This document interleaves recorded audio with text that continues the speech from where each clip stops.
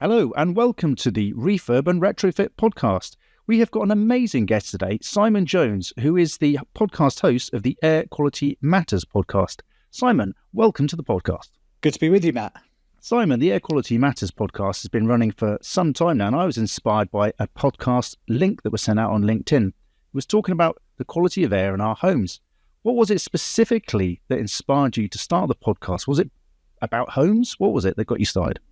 Yeah, it's an interesting one, that I don't know, like a lot of people, I suppose, that start podcasts, you mull over it for quite some time going, why would I do this? Is anybody going to listen?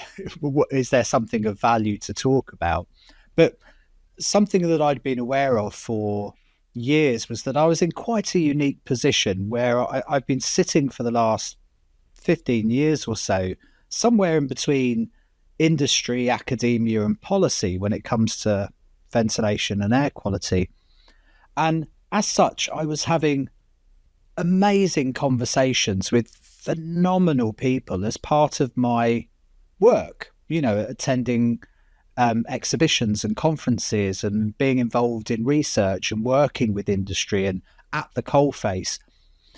And it struck me that I was in quite a unique position in the conversations that I was having. And I'd often come away, from a conversation with someone like Pavel Wargocki or Max Sherman going, wish people could hit that, A simple example, I was talking to an amazing lady from Australia yesterday evening, talking about air quality as an access issue for people with disabilities, in the same way that you should provide access for people with wheelchairs. There are people who can't access buildings because of long-term respiratory illnesses or autoimmune diseases and so on. And you come away from those conversations going, wow, like that's profound. That's really enormous as a conversation.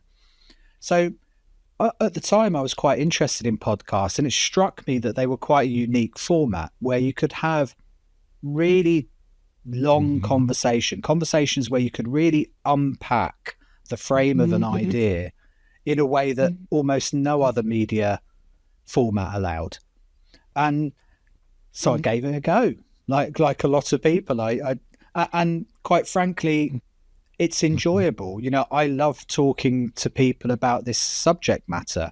So it was fun learning how to do the mechanics of podcast recording and so on. And then you just got into a routine, and I've pretty much recorded an episode every single week for over a year now. In fact, just as an interesting aside, these days with AI, podcasts record the transcripts, obviously. And though I use those transcripts to help me write newsletters and do other media stuff with it, but I keep them all on a series of documents because it's quite a resource of information. In the 12 months from November last year back to the previous November, there were over 620,000 spoken words of content in that 12-month period. Wow. That's how much of a resource those conversations are. So if nothing else, it's been an amazing learning journey for me, because I've been listening deeply to world leaders in their field on everything, as you say, from retrofit to air chemistry to advanced engineering to standards development. It's been a phenomenal experience. It really has. I'm going to get into the sort of the nub of one of the points that I was listening to on your podcast. One of your particular podcasts was talking about the volume of time that homeowners spend in their home, which I must admit, when I listened to a podcast, I was driving the car and I nearly had one of those like shock braking moments. I was like, well, that can't be right. And you put the figure at around about 90% of our lives are spent indoors, inside buildings. And, if you look at the average lifespan, like I've got some young sons now, and they're in the first generation of people that will uniformly, I think over half of them are going to live till they're 100, according to the stats. So that's 100 years, and 90 years of that is going to be spent inside. And I mean, that sort of made my mind boggle a little bit. But rather like other aspects of retrofit, such as the way that our heating is delivered and the way that our energy is delivered to power that heating and to power our appliances, I felt like your podcast was a bit like opening a Pandora's box, because once I'd listened to one episode, I found out that I didn't know hardly anything that was in that episode. So then I listened to another episode and then another one. And then, it's slightly addictive, isn't it? You find you binge listening. I'm going to draw it back to that first fact then. 90% of time spent indoors. I mean, do you think that people have an insight into how important the quality of air is in their homes and in their working lives, in fact, and how much of an impact that has? What have you noticed in the time that you've been podcasting? Yeah, well, it's funny that there's these kind of nuggets of truth, these objective truths that come out of some of these conversations, and you kind of take them away and pull them together, and they build some pretty powerful narratives. And that's one of them, and it's one I use very regularly, and that's the 90% of our time. And I try and translate for that to people in a way that they'll understand. And that is that, if you're lucky enough, or your kids are lucky enough to live to 80 years of age, they'll spend 70 years of their life indoors. And importantly, about 50 years of their life in their own home. So our homes are incredibly important in our long-term health and well-being and our exposure to things that may cause us harm. And air quality is a serious risk. In fact, it's the largest single environmental risk we face as a human species to our long-term health and well-being. And the numbers that surround that, the cost to society, to the health service, to absenteeism, lost days to work, lost lives and time with family, it goes on, and it's shocking. But we have this problem with air quality in that it's an esoteric notion in a lot of ways. It's this invisible thing that we're hardwired literally not to think about. If you think about breathing, the mechanics of drawing that air in as a human, in the time that we've been talking, not once has any of your listeners actually consciously gone and thought about the air that they've breathed in. Yeah, I need to take a breath right now. I've forgotten. Exactly. Nobody does that. Yeah, exactly. Like if you don't like the taste of water, or you don't like the look of your food, you might wait until you get home. I don't know if anybody's tried not breathing for a couple of hours, but it doesn't work out very well for them. So literally it's a basal instinct within our brain that is the last thing to leave us. The last thing that we do is take a breath. We breathe when we're unconscious. We literally have to be anaesthetized to stop doing it. So we are literally hardwired not to think about it. So you combine that with the fact it's quite a complex subject, that the subject of air chemistry and building physics and particles and pollutants is very complex. And the result is it's a risk to the population, to society, that isn't very well dealt with, quite frankly. And just finally, one other final thought is even our exposure to outdoor air, the majority of that exposure will occur indoors. So it doesn't matter whether we're talking about traffic pollution or pollution from industry or wildfire smoke, as is a hot topic at the moment, obviously. The vast majority of our exposure to those pollutants will occur indoors and in our own home, mixed with all of the other stuff we add as well. So it's a really, really important topic and impacts many, many people very profoundly and costs society enormously. But we've got a very long way to go. Every time we look at this, we don't do very well managing air quality in our buildings. An interesting area that you've highlighted in quite a few of the topics is how people can, first of all, gain knowledge and insight into the quality of air in their homes and their offices, and then have an understanding of how to reduce the risks of their exposure to types of problems. One of the areas that you've highlighted particularly is the effect of particulates from heating, from open fires in homes. And you've talked about other sort of pollutants as they come in and out from the kitchens. What's the sort of simplest solution that you've sort of noticed or discovered recently that's going to have an impact on some of these really common problems that people have in their homes? Yeah, it's the takeaway for listeners perhaps is that although this subject matter is quite complex, we have to kind of compress it through the conduit that is our homes. And as such, there are only so many levers that we can apply to affect an outcome in a home anyway. And what I mean by that is that we don't have the time or resources or knowledge to get involved in air chemistry or how certain pollutants might interact with others, right? So we have to kind of lean on some basic principles to reduce risk, because fundamentally what air quality is, or the impacts of air quality, is a risk. And risk is something that you can't eliminate. People will have different tolerances for, and there are very well understood processes for reducing risk in all sorts of environments. And one of those is something called the hierarchies of control. Anybody that's done health and safety has probably seen that upside down pyramid that talks about the hierarchies of control. But in plain English, what it basically says is that the most effective way of reducing our exposure to a risk is to eliminate it from the environment or substitute it with something that's less harmful. So how would we translate that to air quality? Well, a good example of that is we know that the products of combustion, so stoves, cooking, gas fires, all of these kind of things in the home, emit all sorts of pollutants, particulate matter, nitrogen dioxide, VOCs, a whole bunch of stuff that causes us real harm. So the best way to reduce our risk to that without overcomplicating it is to not burn stuff in our homes, quite frankly. So are there ways of us substituting or eliminating risks like that? Risks like candles, smoking, incense burners, plug-in air fresheners. It doesn't take a genius to figure out that there's stuff that emits things into the air that we don't necessarily need.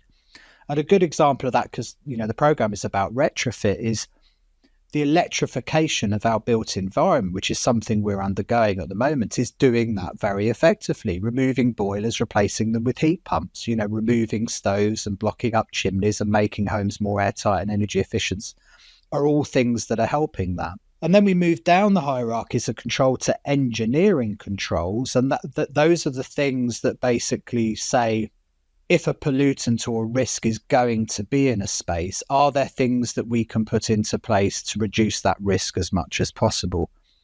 And really what we're talking about there with air quality is ventilation. And ventilation is a cornerstone, a foundation of good air quality in our homes, not least because we're making them more airtight and we live much more in these boxes. So it makes sense that we control them with ventilation much more effectively. But the trouble is every time we look at this, we don't do very well with ventilation. Ventilation has been one of those things traditionally where we've stuck a bathroom fan in a bathroom when we've been replacing it, or made sure we've got a trickle vent in a window or something. We've never really approached it from a performance perspective. And as such, every time we look at this worldwide, certainly across Europe, the level of compliance, even with minimum standards, is woeful. I mean, absolutely awful. And we reap the rewards of that. So one of the best things we can do as individuals or as organizations is to start thinking about ventilation much more seriously, because it's a cornerstone of decent outcomes in our built environment. One of the really interesting frames around ventilation is about how we understand how it impacts people. And one of the interesting conversations I was having literally yesterday evening is with a lady that's running something called the Safer Air Project. It's based out of Australia, but this applies globally. And that's this concept that air quality is an access issue, actually. One of the ways of framing the challenge is it's an access issue. So what do I mean by that? What I mean is we understand that the built environment has to provide access for people from all walks of life, particularly with disabilities. So we've understood very well in schools and hospitals and hotels and retail that we need to provide access ramps for people in wheelchairs, that we need to provide tools and resources for people with vision or hearing impairment and so on.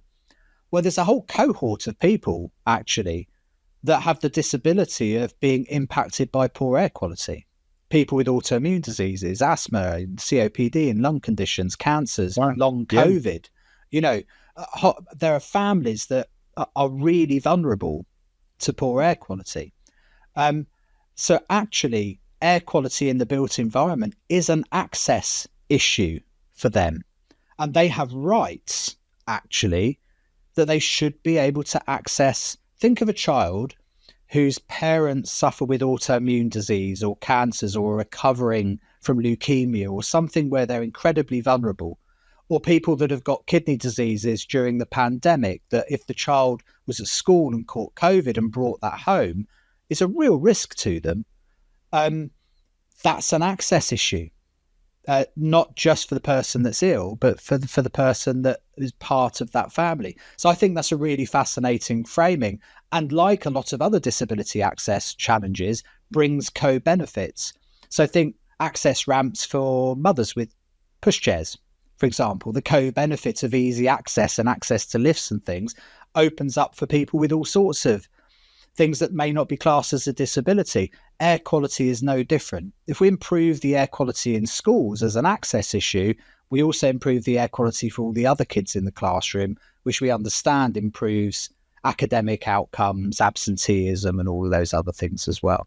So I thought that was a really interesting framing. Now, I listened to you, not actually on your own podcast, it was when you were a guest on one of the Rise podcasts talking about air quality.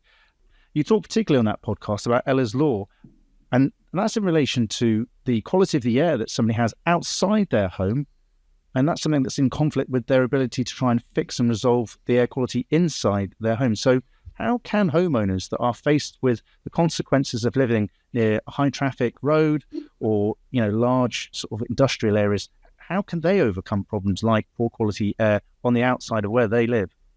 Yeah, that's a really good question and very profound, actually. There's two parts to that answer. The good news is that buildings are pretty good at filtering outdoor pollution. They won't filter it all, but typically we understand about half of outdoor air pollution is filtered naturally by the fabric of the building, right? It doesn't get in. But that doesn't mean then that you're not exposed to the other half. So if homeowners are aware they're in an area of pollution, people that suffer from allergies are in similar boats certain times of year. Obviously, allergies come into the property that significantly impact their quality of life as well. There's a couple of things you can do. One, awareness is key. So if traffic pollution is very short and acute, so spikes, there's no reason why vents and windows can't be closed for short periods of time to protect yourself while pollution is particularly high. So if you're on a main road and there's a rush hour period between 4:30 and 7 o'clock, there's no reason why windows at the front of the house can't be closed for that period of time. That will make a meaningful difference. Beyond that, when we start looking at those, again, engineering controls, if that pollution exists, how do we protect ourselves? But we can start thinking about where we let air into the property. Very often, there's a side of the property that may be less exposed to that pollutant than others. You can get that checked and measured by professionals who will measure air quality, but often it's quite obvious. You'll have a street side and a garden side, perhaps. If you have mechanical ventilation, we can make sure that we bring air in from the garden side of the property, shall we say. And then beyond that, we have to start looking at treating the air that we're bringing in or treating the air that's inside the property. And that's when we have to start looking at things like filtration and air cleaning within buildings itself. And unfortunately, that's a reality for some people. And that's a reality all over the world, not just for the UK. If you live in parts of LA or New York, it's a real challenge. And in fact, within the building regulations now, under the design, you have to consider outdoor air as part of the design. And if you fall above certain limits for pollution outside, then the ventilation must be able to deal with that. Well, that question leads me on to, from going outside the home into the home, to the efforts that some people go to heat their homes or insulate them. In some cases, people mistake the need to stop heat from escaping by closing all their windows and having no ventilation in the house. And obviously that can lead to build-ups of condensation, which then leads to build-up of mold. And obviously that leads us into the realms of poor quality building design and poor quality housing, which in itself led to legislation in the UK, which is Awaab's law. Now, you're an expert on this particular area. What have you noticed in terms of quality of ventilation combined with retrofit solutions that maintain people's heat and safety and security, but also help to increase the quality of the air that they've got? Yeah, so if we talk about buildings in the context of damp and mold, which is obviously often one of the visible signs of poor outcomes in buildings and retrofits. I'd receive, as many do, many calls from people that have had work done, shall we say, and find damp and mold appearing shortly afterwards. Mold's a pretty simple beast in many ways. It requires three things to grow. Food, which unfortunately there's always going to be inside. Warm temperatures, and unfortunately the temperatures that we like to keep homes at is exactly the temperature mold likes to grow at. So the third component is water, moisture. The good news with retrofit is that often the process of retrofit improves surface temperatures of internal surfaces. So we bring those surfaces above a point at which they're condensing, what we call the dew point, and reduce the likelihood of mold appearing because of thermal improvements. Think single glazed windows to double glazed windows and, external insulation and things like that. So if we do those things right and we don't leave thermal bridges and faults and problems with the design and installation, we can limit often very effectively the likelihood of damp and mold appearing because of cold surfaces. The other component of that is that the more moisture and the warmer the air and the more moisture loaded it is, the lower the dew point becomes, the more likelihood that there is for condensation and then damp and mold. So ventilation is a critical pillar in effective retrofit. We have to do both together, both improve the fabric and make sure we cover ventilation.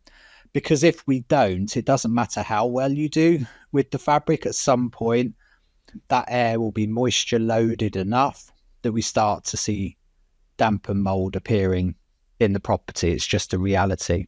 The other thing to bear in mind with damp and mold is that it keeps bad company.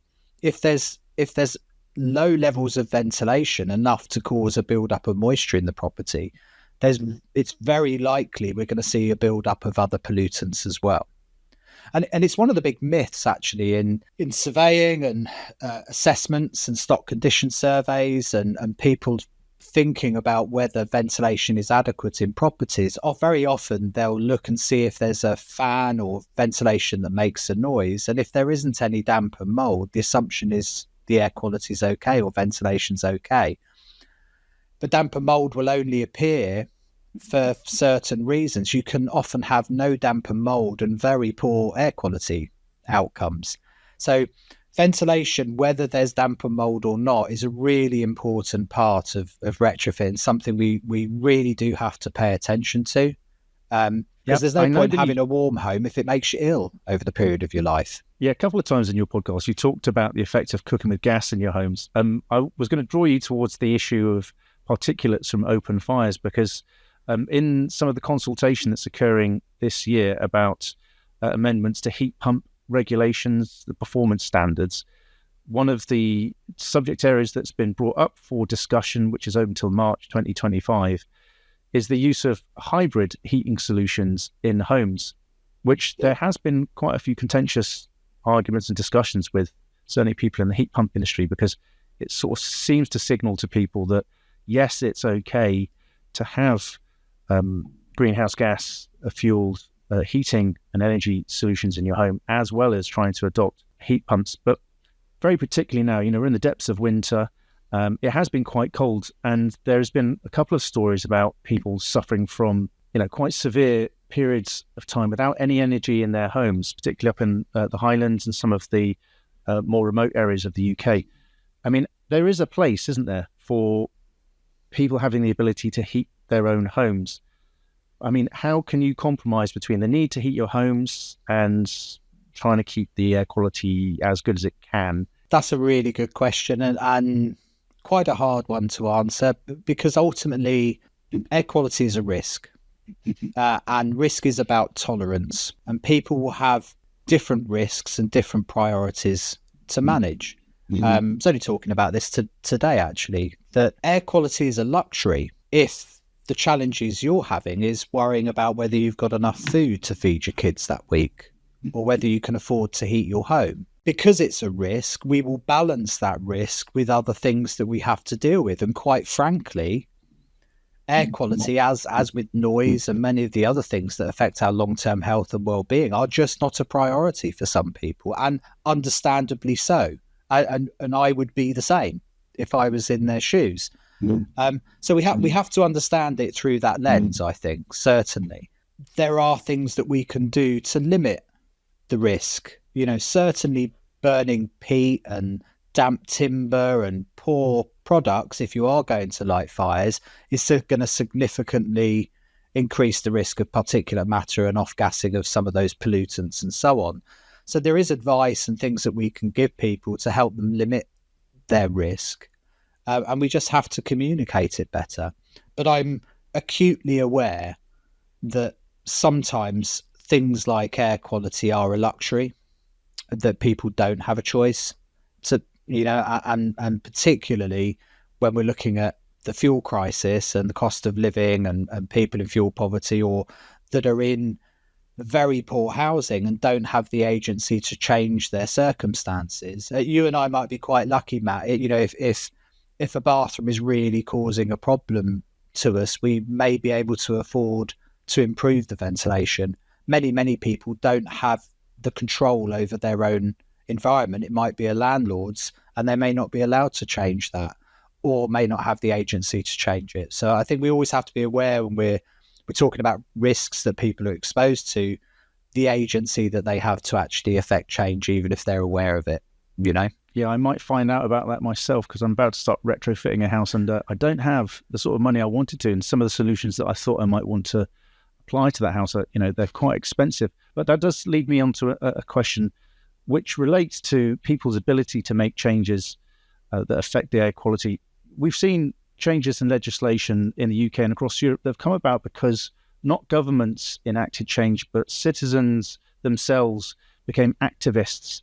What role do you think there is moving forward for people to have a voice? And I mean, we've had some successes. You know them better than me. You probably recount them for the audience. But citizen activism has made a change for air quality. And does it have a role for the future? Oh, absolutely. Yeah.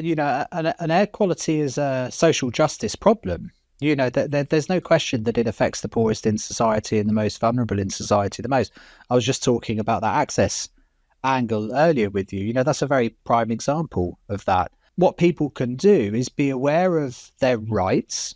You have a right to clean air. You have a right in housing to that housing being fit for habitation and not to put you in harm's way.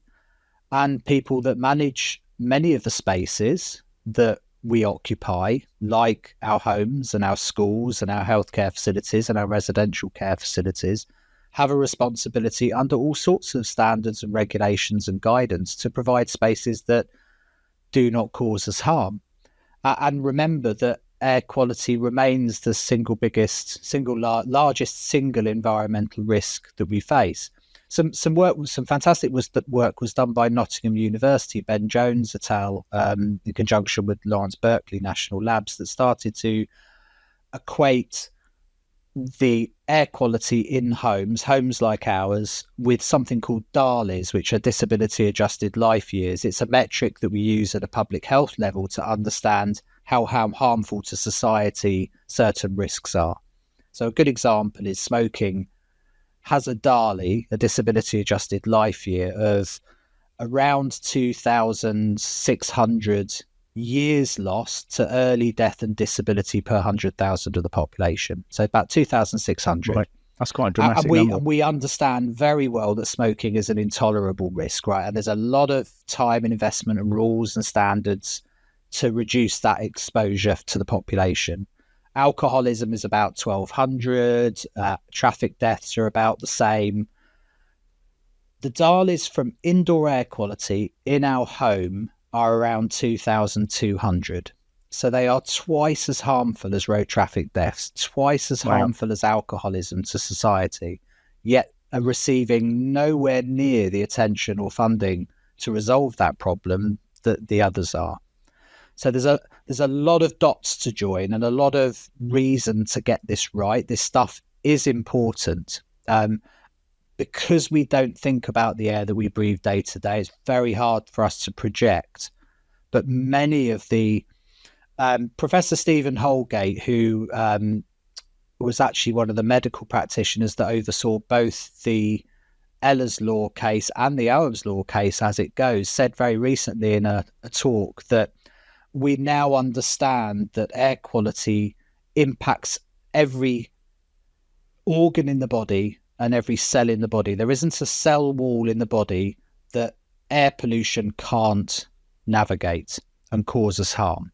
So we now understand that poor air quality affects obviously respiratory conditions, cancers, cognitive conditions like early onset Alzheimer's and dementia, liver failure, cardiovascular disease. The list goes on and on and on, because unfortunately our lungs are fantastic mechanisms for absorbing pollutants directly into our body.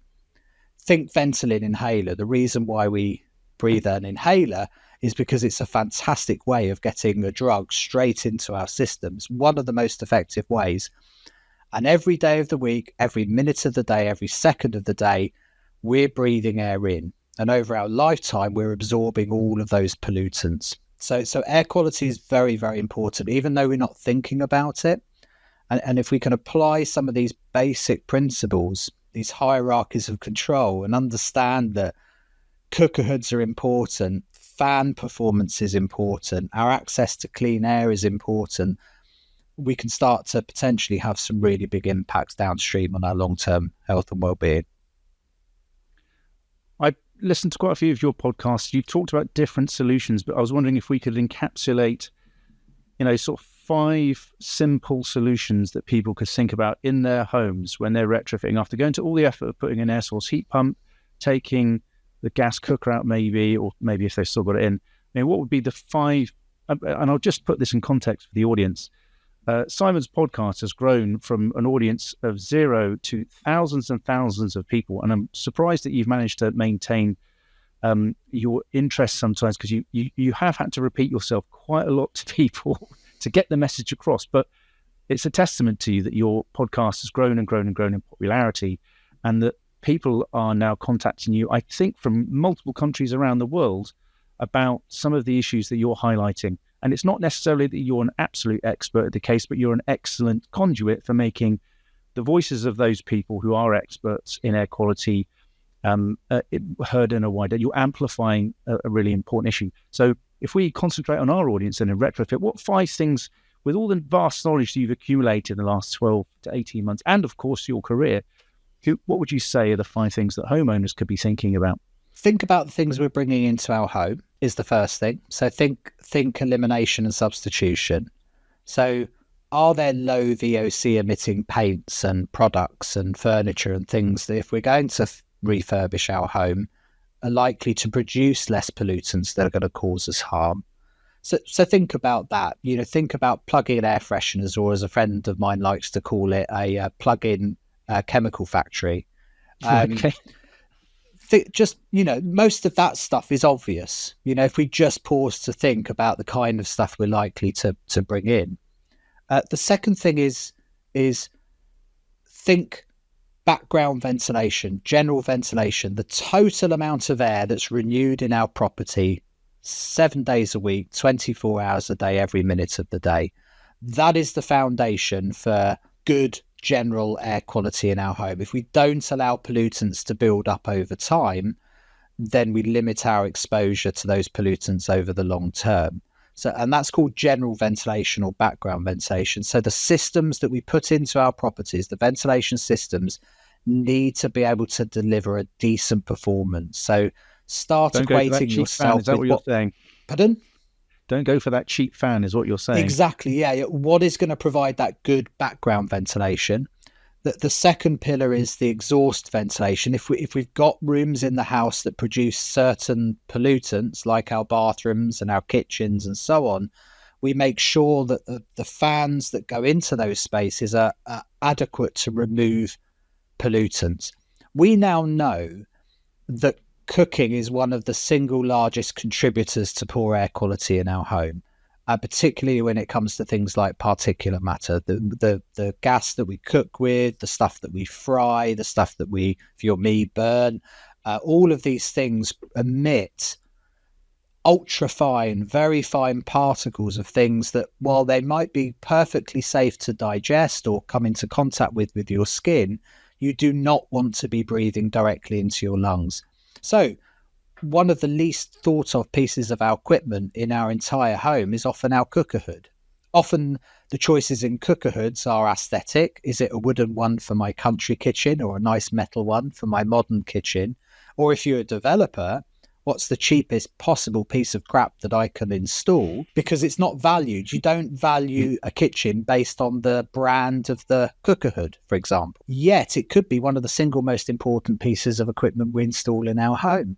So can it ventilate effectively? Does it have good capture efficiency? Does it cover the entirety of the hob? Or is it one of those silly ones that go at the back and try and suck the air down the back of the cooker?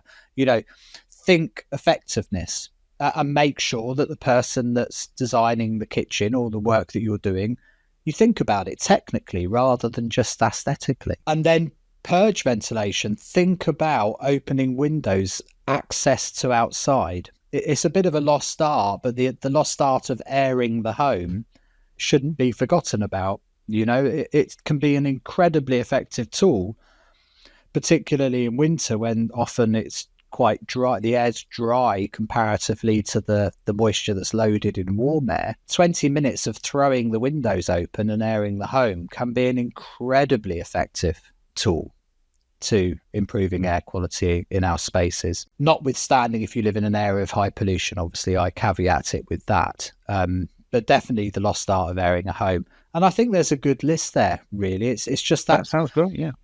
And make yourself familiar with this stuff. Listen to podcasts like mine that talk about air quality.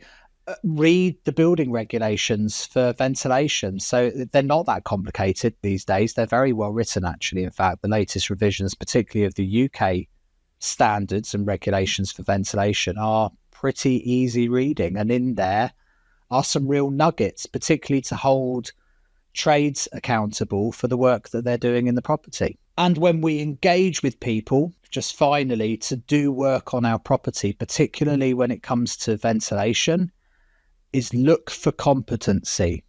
I'm afraid ventilation is well past where it's just the local handyman or builder chucking a bathroom fan in your bathroom while he's upgrading your bathroom. Ventilation should be designed and installed and commissioned by competent ventilation people.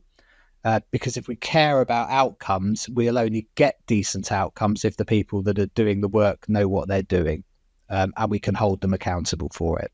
Simon, I'm so glad to have got you onto the podcast. Now, I'm going to recommend to all listeners, if you're a professional, you work in retrofit, if you're an architect, a builder or designer, if you're a consultant that works in the sector or you're a retrofit assessor, it's absolutely worth your while listening to Simon's podcast. I'm going to put the link in the show notes. He has guested on quite a few other podcasts, so if you Google his name and air quality, you'll get some of the fantastic examples of the information that he's been telling everybody about, and the numbers in the thousands now, so be one of those people. Simon, looking forward now, I know you've got a couple of big moves around the world. What do you think is the single most important change to air quality in the UK that we're going to see this year? I have to say, I think it's probably the implementation of Awaab's law as it moves beyond the governance and stock condition survey phase to the implementation phase, where we start to expect outcomes from the guidance and laws that have been put into place. Because this isn't about knowing how big the problem is. This is all about fixing it. And we're now at that stage where organisations now need to start improving the quality of particularly rented accommodation. So in the UK particularly, I look forward to this kind of second phase, if you like, of Awam's law and this condensation, damp and mould problem, where the expectation is organisations are now going to start solving the problem, not just recognising how big a problem they've got.